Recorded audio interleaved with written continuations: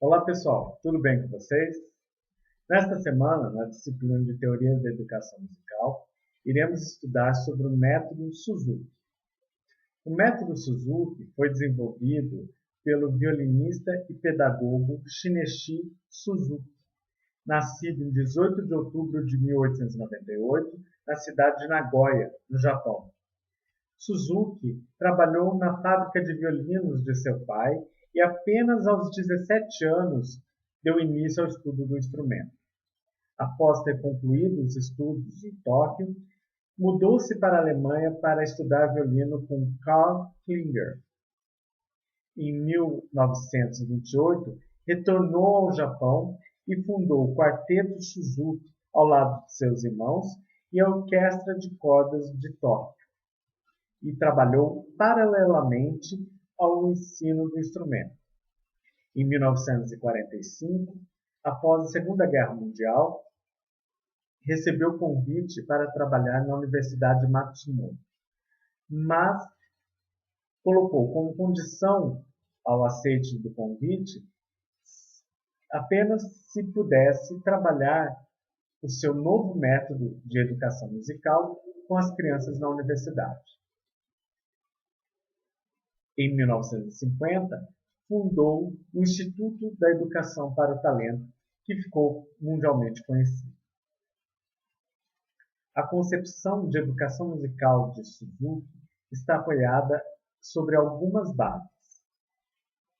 Primeiramente, Suzuki acredita que o talento não é inato, isto é, a criança não nasce com talento, mas que para desenvolver o talento é necessário um ambiente favorável, ou seja, um ambiente de carinho, de alegria e de motivação. E também é necessário bons exemplos. Isto tudo é por causa que o seu método está idealizado dentro do ensino de língua materna, em que os pais repetem várias palavras simples para a criança e ela ouve por várias vezes essas palavras, como papai, mamãe, vovô, vovó, tio, titia. E após vários meses, ou um ano, quase 2 anos, né, dependendo do caso, as crianças sendo submetidas a este ambiente, a este estímulo dos pais, estímulo auditivo do ambiente dos pais, as crianças tentam reproduzir estes sons. Então, cada vez em que a criança tenta falar essas palavras, como vovô, vovó, papai, mamãe, os pais trazem elogios, né? E isso motiva a criança a continuar. Após este período, por volta dos 5, 6 anos, as crianças passam a ser alfabetizadas na língua materna, ou seja, aprendem a ler e a escrever a sua língua.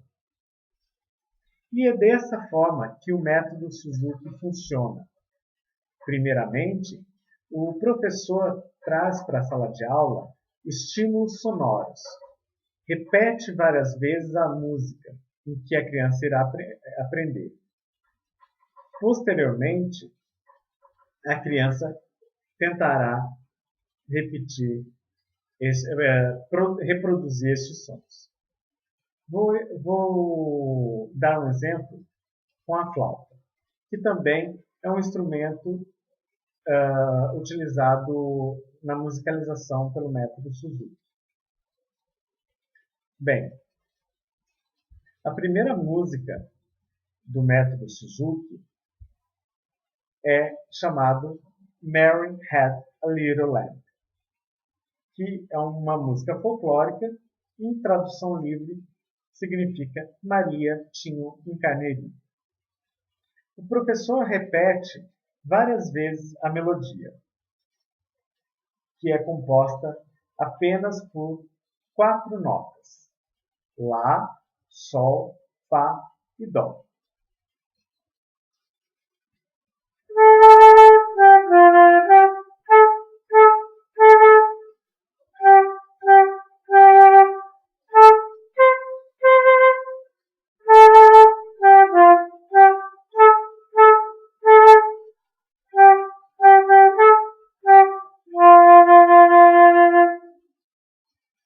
Após o professor ter repetido várias vezes a melodia, ele propõe uma brincadeira com o aluno, em que ele toca a primeira nota e o aluno repete essa mesma nota. Ele toca a primeira e segunda nota e o aluno repete a primeira e a segunda nota. E assim sucessivamente até completar a música. E sempre trazendo elogios à criança quando ela consegue realizar os trechos musicais. Então, por exemplo, a criança repete.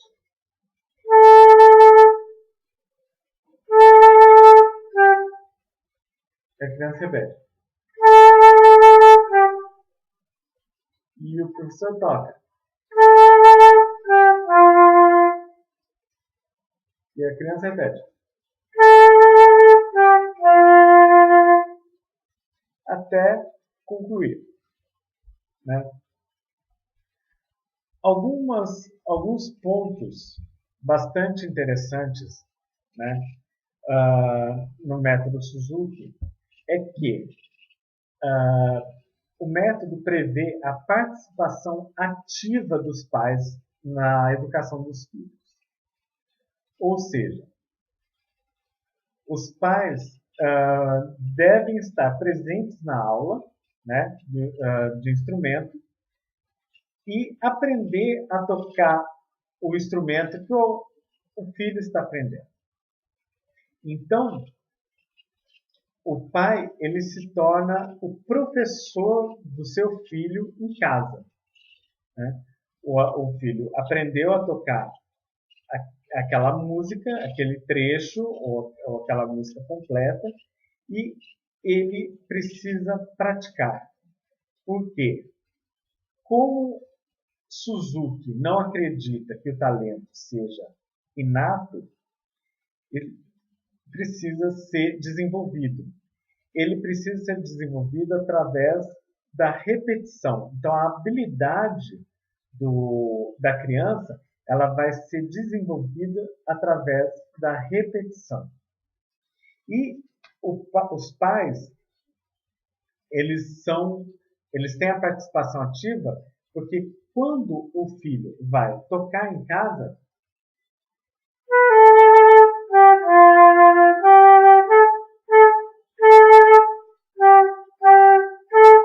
daí, opa, tem uma nota errada. Então o pai não fala que tem uma nota errada, mas ele vai lá e toca para o filho.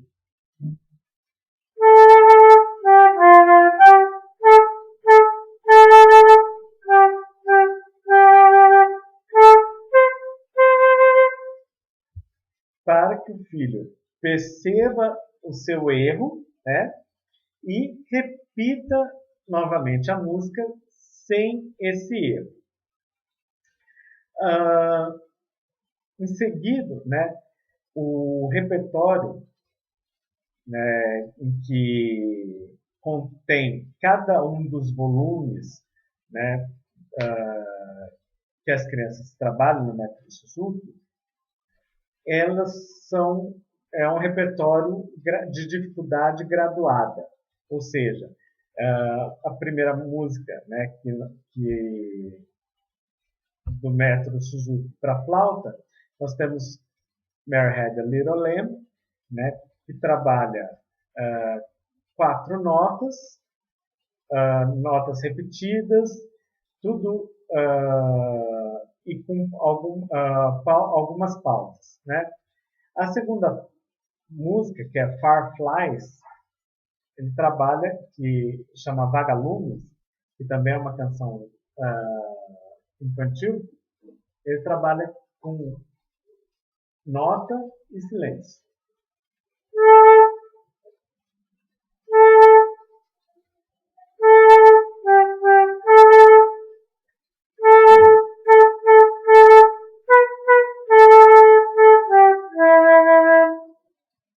Né? Então, cada música ele traz uma nova dificuldade para o aluno. E, né, Shinichi Suzuki acredita também que essa habilidade, esse desenvolvimento da habilidade, ela é só possível se há uma repetição, né? Uma repetição e uma autodisciplina. Além disso, as aulas podem, no início, serem dadas individualmente, né? Para que os alunos, para que as crianças aprendam somente aquilo que ela seja capaz, né? Por exemplo, se eu toquei várias vezes a melodia Mary Had a Little Lamb e em 10, 20 minutos eu toquei repetindo as notas e o aluno conseguiu finalizar a execução. Então, se ele aprendeu em 20 minutos, o aluno é dispensado para poder praticar em casa. Então, a aula termina em 20 minutos. Ela não tem a obrigação de ter a duração, por exemplo, de 1 hora, 45 minutos, 50 minutos. A aula tem que ter a duração necessária para a criança aprender, né? Os bons modelos musicais em que Suzuki traz em sua filosofia é que a criança só vai aprender a gostar de uma música ou conhecer bem o estilo musical se o ambiente que ela está inserido, né, proporciona isso. Então, é importante que ela ouça as músicas que vai tocar, por exemplo. Então, junto com o método, tem a parte do instrumento, né, por exemplo, da flauta, tem a parte só da flauta, tem um outro livro em que traz o acompanhamento com piano, né, para ser tocado flauta mais piano, e também, quando não há a possibilidade do aluno ter esse acesso a um pianista em casa, ter os pais que toquem piano, eles vêm acompanhado com um CD em que tem a música gravada, né, com flauta e piano, e somente o acompanhamento do piano. Então, para que o aluno possa estudar, praticar, né, repetir de uma forma mais completa. Bem, vocês devem perceber, né, que para que haja êxito no desenvolvimento musical, né, são necessários um ambiente favorável, proporcionado pelos pais por meio da audição de bons modelos musicais, desde o seu nascimento, e o sistema de educação com base no método de ensino da língua materna. Como nós vimos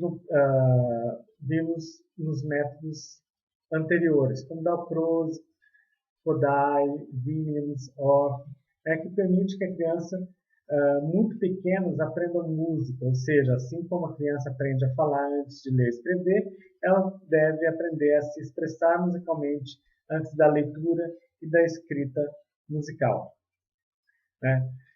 Repetindo, é fundamental que os pais estejam presentes nas aulas de música para que orientem os estudos em casa, né? A participação em aulas coletivas também conforme o pensamento de Dalcroze, Kodály, Williams e Orff, além das individuais, é muito importante para que não percam a motivação.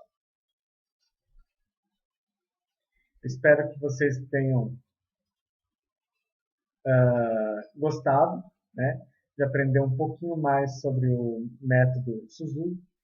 E eu desejo a vocês uma ótima semana. Abraços!